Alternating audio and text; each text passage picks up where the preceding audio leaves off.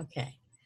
Hi, this is Leslie, um, and I am the teacher of fifth grade English and history. And today I have some help because we have a new project to go through. So, can you introduce yourself? Hi, I'm Nathan. Okay. Nate is my 10th grade son, but he is working in a Zoom room, so I have somebody that I can help me explain our next project in history that's coming up. So before we do, there are some people that are still working on our last history project, which was trading cards for the Revolution. Check this out, Nathan. Okay. I don't know if you've ever heard of a Padlet before. Do you know what? No. No? A Padlet is like a virtual bulletin board. And the project for this was kids had to make trading cards as if they were baseball cards.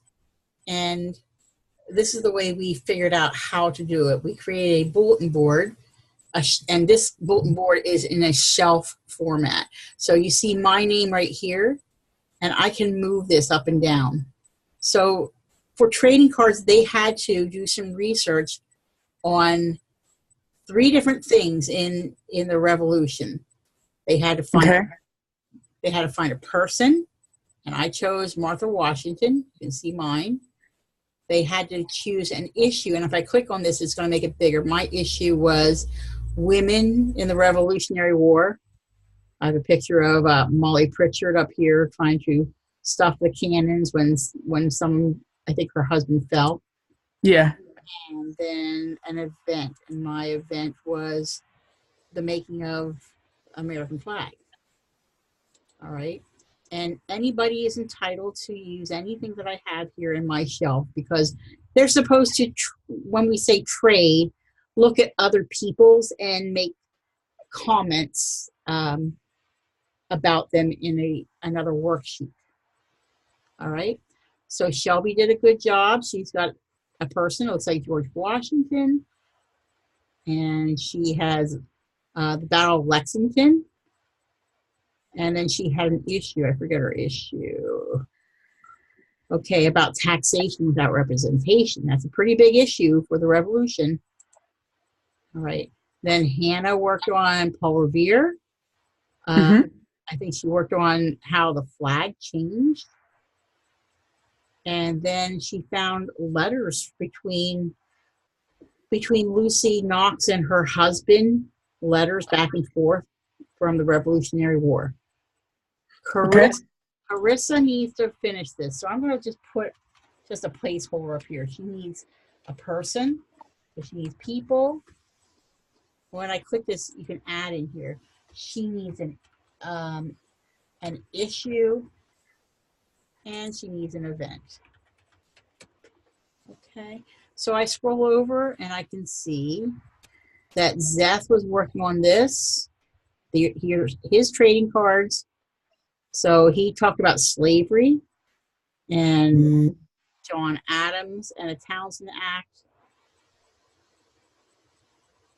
So he has three really nice ones. JJ needs to work on this. Okay. Alana needs to work on this. They need to get their people in here to get a score. Munson started this. He was talking about Alexander Hamilton. He sent me something, but he actually needs to get into this Padlet and finish what he started, put his issue and his event in here. You can do that by going to when he gets in here, the edit the post. Caden is pretty new. He but a nice bright kid. He came from another cyber, so it's trying to figure out how this cyber works, and that's what we need. We need him to get something about a person, an issue, and an event on Padlet. Isn't that kind of cool? Yeah. Yeah, I think so too. All right, so enough about that. We need to move on to the next thing. They have one more day to work on that. The new guys, though, they have a little bit of a time extension because they just came. They're just trying to figure things out. But some of us that's been here for a while, like all school year, really need to pull on the power and get that done, because we are moving on to the very next one called examining multiple perspectives. Woohoo. What's this going to be all about? Well, the questions are, why is examining multiple views on an issue essential to being an informed citizen? And then how does examining multiple points of view on issues enable us to become informed citizens? And how does understanding and respecting different points of view help citizens? Okay? So it's all about understanding more than one side of the story. So if we go over here to the very first checkpoint, let's work on that one first. There are going to be some resources over the side. This is from the teacher's point of view. I see them up and down. When you guys get in, they'll be over on the right-hand side. So the first one is going to be about thinking about how it is an issue is a playground event. Okay, so there's going to be a document to turn in here. You're going to be researching 4 different events in history. Here they are. These are biggies. The Boston Massacre. Yeah. The declaring independence. The ratification of the Constitution. And then the land policy. But where do they find these ideas? Where are they going to get these ideas? Well, they're going to be in those resources that are over on the side, or as I looked at as a teacher, these are resources for everybody. All right? So they started off with a playground event, meaning they're trying to put it in the thoughts of, if 2 people were fighting, could you see both sides of a story? This is not what they're turning in. This is just trying to get them to understand what it's like to see both sides. But that's not what we're turning in as a checkpoint. It's just a resource. Also a resource is this slide deck. This is introducing this new project, multiple perspectives. So they're starting here to think about it this way. What is this? What kind of food is this? What do you call it? French fries. That's what we call it. What do they call it over in Great Britain? Chips. Yeah. When you've heard of fish and chips, that's what they're talking about. Not potato chips like we think of hard potato chips. They're French fries. That's just what they call them over there. Okay. Well, then what's this? Chips. In America, they're chips. Yeah. In Great Britain, what do they call them? Can you read it? Crisps. Crisps. Yes. So sometimes there's things in our grocery stores that are called crisps. To me, it kind of reminds me of some sort of cereal, Cookie Crisps. Yeah. But yeah, it's the same thing. It just has a different name. Does it make one wrong? No. No. It's just different. All right. So it just depends on where you live, what you call different types of food. Okay, have you ever heard the expression, there are 2 sides to every story? Yeah. In fact, there are many sides to every story. Each side is actually a different perspective. Perspective means a particular point of view. How many perspectives can you name for the American Revolution? How many different people saw things different ways? Well, I'm sure the British see it a lot different than the revolutionists. So Yeah. the British, the Patriots, by the way, are they going to the Super Bowl? Yeah, Patriots are going to the Super Bowl. Yeah. The Loyalists, they're the ones that wanted to stay with the British. And then something that's a hot topic right now, the Native Americans have a totally different view than the French, and the soldiers have a different view than the diplomats. So 1, 2, 3, 4, 5, 6, 7 different points of view. of the Revolution. Okay, so here's what the project is going to be about. Ta-da! They are going to be writing an essay. Yay. An essay on multiple perspectives.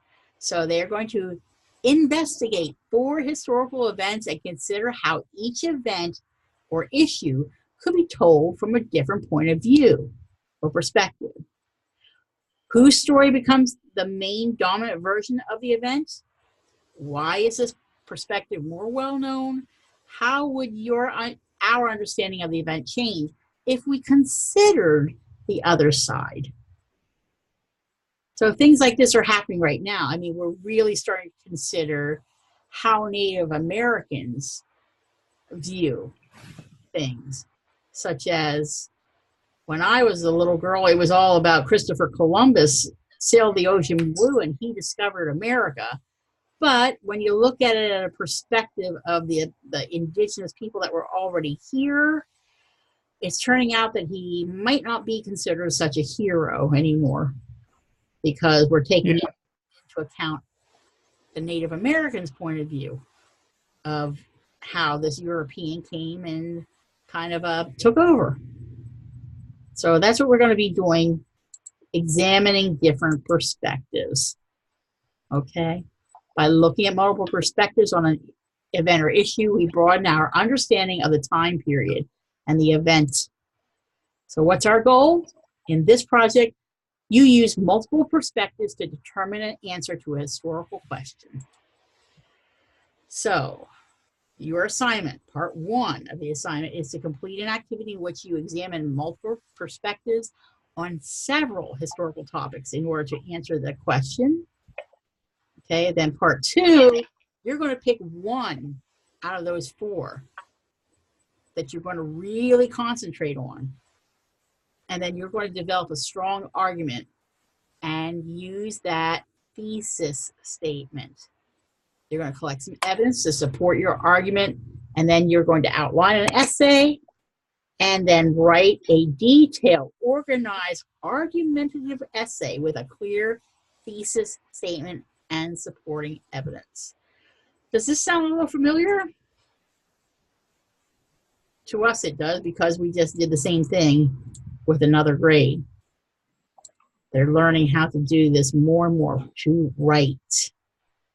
So that's where we're going to stop, just introducing this. We'll get to what's going to be the end product in the next few weeks. But right now, know that it's coming, and working on checkpoint number 1. We're going to be looking for evidence of the Boston Massacre. So you're going to read a little bit about that. And then you're going to look about the Declaration of Independence to fill this out, the Constitution, and then the land policy. All right. So it's going to be assigned after tomorrow is the 22nd. On the 23rd, it will start to be assigned, and then it won't come due until after the President's holiday. However, you need that time to work. All right, so that you don't end up getting behind the blue line. Okay, everybody. Nathan, do you have any questions about it? No? No? You think this is doable for 5th grade? Yeah. Yeah. I mean, it's good to start writing young, because then you get better when you're older and it's easier. Yeah, because, the older you get, the more you get these thesis statements. But in 5th grade, you remember 5th graders had to write for the PSSA. So you're right. It's a good idea that they start practicing their writing skills now to do those 5-paragraph essays, the intro, the claim data warrant that you were telling me about, and the conclusion with a strong thesis statement. All right, everybody. Thank you, and work hard. Finish up, you folks that are not done with trading cards, and the guys that are ready to move on. It's about time. Okay, thank you. Bye. Bye.